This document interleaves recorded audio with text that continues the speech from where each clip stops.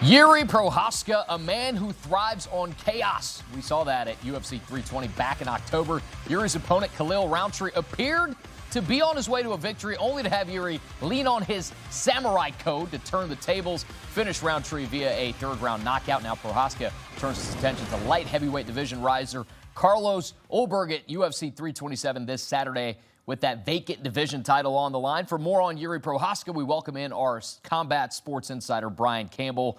BC, there are very few in the UFC like Jiří Procházka, truly a unique human being and fighter, and one that has tasted success in the past, getting another opportunity at the light heavyweight title that has eluded him since he held it and had to vacate due to injury back in 2022. What can you say about not only Jiří's rise in this division, but also his penchantcy to remain a title threat? Well, first and foremost, Sudu, he's a wild man, and that's what we love about him. He's not cosplaying as a samurai. He's living the gimmick very much. And look, this division could be his once more right now. So the bad news, of course, for Procházka since making his UFC debut is he's 0-2 against Alex Poatan Pereira. Both losses in title fights, both times via second-round TKO. The good news is Pereira has moved up to heavyweight. And when you look at the rest of Procházka's run in the UFC, he's 6-0 with 6 stoppage victories. He's won Fight of the Night or Performance of the Night bonuses in all 6. Twice he won both on the same night. So you're looking at a knockout artist who's unorthodox and unique, but it doesn't mean he's not technical. It doesn't mean he's not very proficient in his particular style, which could be confused as caveman brawling. But really, he comes in there looking for creative ways to end the fight. He's got an incredible gas tank. And when he commits to being what we love about him, he's one of those rare fighters who's more effective. There's been times after the Pereira losses where I thought maybe he was trying to bring more patience into his style, more game planning. That's what the first two rounds against Khalil Rountree last year looked like. But when he empties the tank and goes for it, he's one of the most exciting fighters. He's also one of the most dangerous. This is his big opportunity right now. Poatan gone. Once again, he's got a chance at this belt. Yeah, you know, we often talk about fighter strengths, and Jiří certainly has a lot of those. You kind of touched on some, but with that unhinged style, as you've actually described Jiří having, it is sometimes hard to put into words exactly what he does. Just do your best here. How would you describe Procházka's best attributes in the octagon? Well, look, first and foremost, it looks like he's fighting like a Neanderthal, meaning his hands are down, his chin is exposed, and he's welcoming the fire. And it's not that this sport hasn't produced colorful brawlers in the past, but I want to reiterate, calling Jiří Procházka a brawler is an insult because there is a technical craft that he applies. And he really lives by that mindset of I am going to outwork, outgas, out-attack you until you either fall apart or I knock you out cold. And if you want to know his track record on succeeding in that, by the way, he hasn't had a fight go the distance since 2016, which is incredible. So his strengths are the unorthodox nature that he brings. He has one-strike knockout power, whether it's with a kick or, of course, with his punches. His ground game isn't what his striking is, but he's not looking to take you to the ground. He can there, and he proved that against Glover Teixeira when he initially won the title in a epic 5-round mayhem-type brawl. But when Jiří's at his best, it's not that reckless style. He is setting you up to get to your chin and exhaust you at right about the same time. And he's pretty darn good in doing exactly that because you can't prepare for a guy like that. And it's hard to outlast a gentleman like that. That's why Pereira had success lining him up and knocking him out. See, but Jiří's UFC record might be a perfect 8-0 if there wasn't a man named Poatan Pereira existing, right? Poatan has been his kryptonite. With him now going to the heavyweight ranks, is this finally Jiří's division to own? I think it is. I think the window is there for not just a second title reign, but a real title reign. And this division has been so transient in the aftermath of John Jones's epic, legendary run atop it. Yes, Daniel Cormier had some moments in between when John was in and out of the octagon, but since John Jones's exit, the bright spot has been Poatan. The not so bright spot has been the title just bouncing around. You know, sometimes you like that when the title's a little bit of hot potato in an era with legends, but it was at a time when this division needed identity. Poatan gave them that for a short time after coming up from middleweight in his run to 2 division titles. But right now, this division needs consistency, and Procházka at age 33 seems to be in the perfect spot in his career to potentially provide that. And I don't mean to harp so much on that Roundtree victory last year, but I think that's Procházka, you know, in 3 rounds right there. That's the entire story of his career. He was getting picked apart until he flipped the switch and went for it and did it in an educated manner and absolutely wore down one of the toughest warriors in this game. So, yeah, the window's open here for a run and multiple title defenses and really a potential crossover star turn. He's one of the most beloved fighters, but that first title reign, because of it ending via injury, it didn't have that impact. I don't want to put the cart before the horse because he's got to beat a very tough fighter on Saturday, but he's beloved. And if he wins this title a second time and goes on a run here, he might become one of the biggest names going in this company. Along the same lines of what you just said, let's actually take a look at what's at stake for Jiří. Held that light heavyweight title before, fought for it 2 other times. This is going to be his 4th title fight in the UFC against an opponent in Carlos Ulberg who has never had a pro title fight. Break down for us exactly what all is at stake for Jiří, just even outside of that title.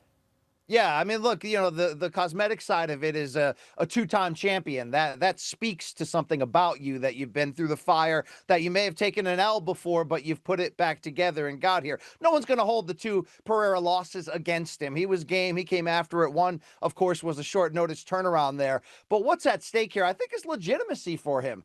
At his best, he's this dangerous, you know, comic book hero come to life.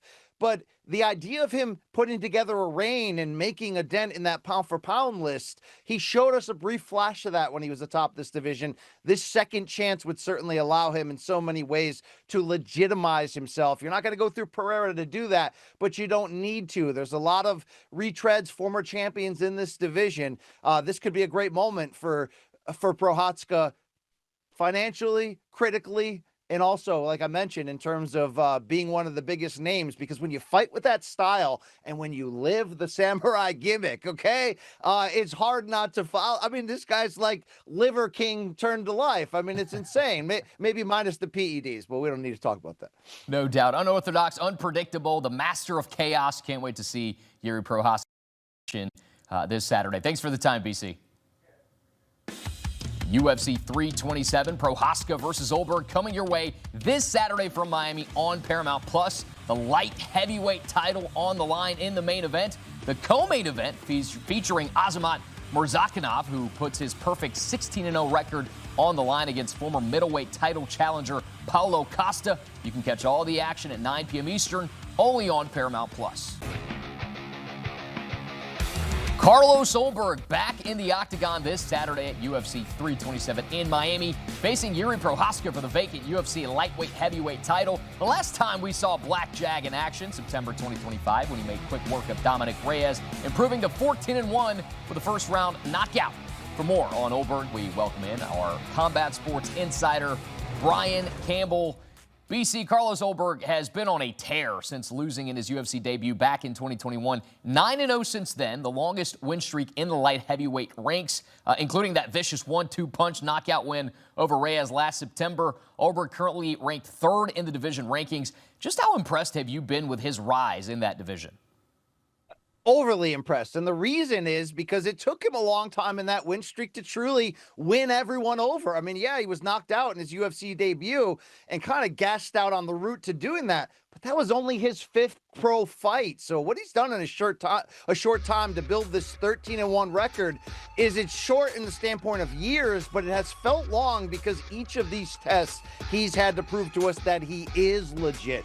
Sometimes when you're a renaissance man like Ulberg, you're a part-time model, you're a reality TV star, you got a few things going for you, and you've yet to beat the top-end names, people are going to doubt whether you belong in this area. The last 3 fights, that turned a lot of people around. You beat former title challenger Volkan Ozdemir by decision, then you outpoint former champion Jan Blachowicz, and then you deliver the spectacular first-round knockout against a streaking Dominic Reyes. You're already got that win streak up to 9. he is for real right now. And what you have to love about him is he's aggressive, he's confident, and he rubs elbows with some absolute kings in this sport in his home of New Zealand, in Auckland, at the famed City Kickboxing Gym, Adesanya, Volkanovski, and others. So he's the real deal, but it really took him a while to prove that.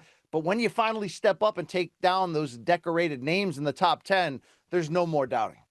We know Ulberg has knockout potential, as he's shown 5 KOs in his UFC career. Also holds a lightweight division record with the most strikes landed per minute with 6.58. If you were to highlight Ulberg's biggest strength as a fighter, where would you start? It's the combination, no question, of the speed and power. Look, he was a pretty decorated kickboxer professionally before making the transition into MMA, and he's got great size for the division at 6'4".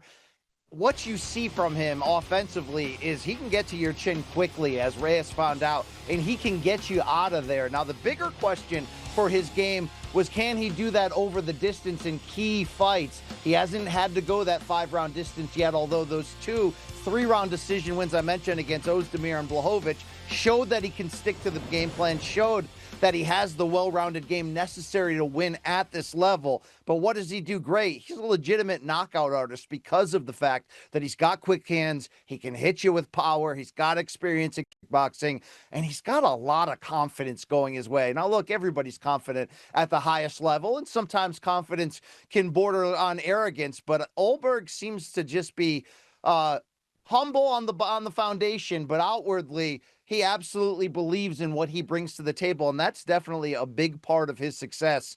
And being where he is right now on the footstep of taking over this division at a time when we can use a star, and hey, he looks the part. Now, that division as a whole is stacked, BC. Alex Pereira moving up to the heavyweight ranks, but Magomed Ankalaev still at the top of the rankings. You got Azamat rising, of course. Then you got Ulberg's opponent, of course, Jiří Procházka at UFC 327. We know what the rankings say, but what does Brian Campbell say about Ulberg standing in the light heavyweight division as a whole? I think up to this point, he's the least accomplished of the upper tier, super elite, title-ready fighters. And that's not an insult, because he's gotten those victories that have shown us that he belongs in this group, but now he's going to have to do it in the biggest 5-round close-up like he'll have in this title fight. And there are big fights out of there with Alex Pereira's exit, like you mentioned. Can he deal with someone like Ankalaev, Procházka? This is where we're truly going to find out if he belongs here. Up to this point, it's been steady, like I mentioned, where he's been winning us over. But I think that the one thing he hasn't shown us is, can you go into the deepest end of the pool, a 25-minute fight where you can't finish that opponent, and there's ebbs, there's flows, there's momentum changes. How's your plan B, C, and D to go along with that plan A? So we hopefully will learn a lot about Ulberg in this fight, win or lose. I'm sure, though, he's hoping that it's brief and that he gets to that chin quickly, because obviously when you get 2 offensive fighters like this together, you're going to expect fireworks in a big way. You kind of touched on it about the experience. This is going to be Ulberg's first title shot as a pro, BC. Jiří, meanwhile, has been in multiple title fights, even briefly held the light heavyweight title. How much pressure do you think is on Ulberg? And outside of the title, what else is at stake for him against Jiří?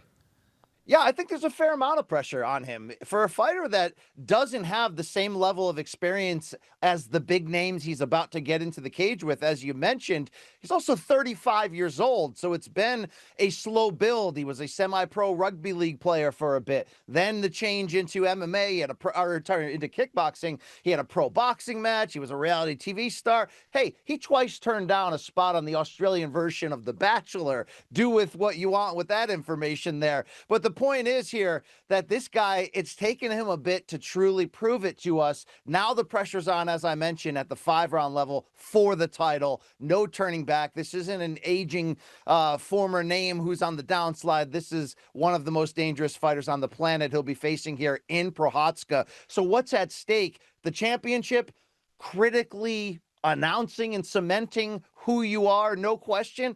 And the same thing we can say about Jiří starting a second reign, but I wonder if it's true with Ulberg. Maybe crossover stardom here. I mean, certainly he's got a large footprint already in the Oceanic area. He's fought in Australia a bunch. He's from New Zealand. But this is the type of fighter who looks the part but also delivers the part, that if he can do that on Saturday night, yeah, this is a big ticket type guy down the line here, and he's taken his time in putting this full game together. But now you got to prove it. No doubt about it. That 9-fight win streak on the line. Thanks for the time, BC. UFC 327, Procházka versus Ulberg, coming your way this Saturday from Miami on Paramount+. The light heavyweight title on the line in the main event. The co-main featuring Azamat Murzakanov, who puts his perfect 16-0 record on the line against former middleweight title challenger Paulo Acosta. You can catch all the action at 9 p.m. Eastern only on Paramount+.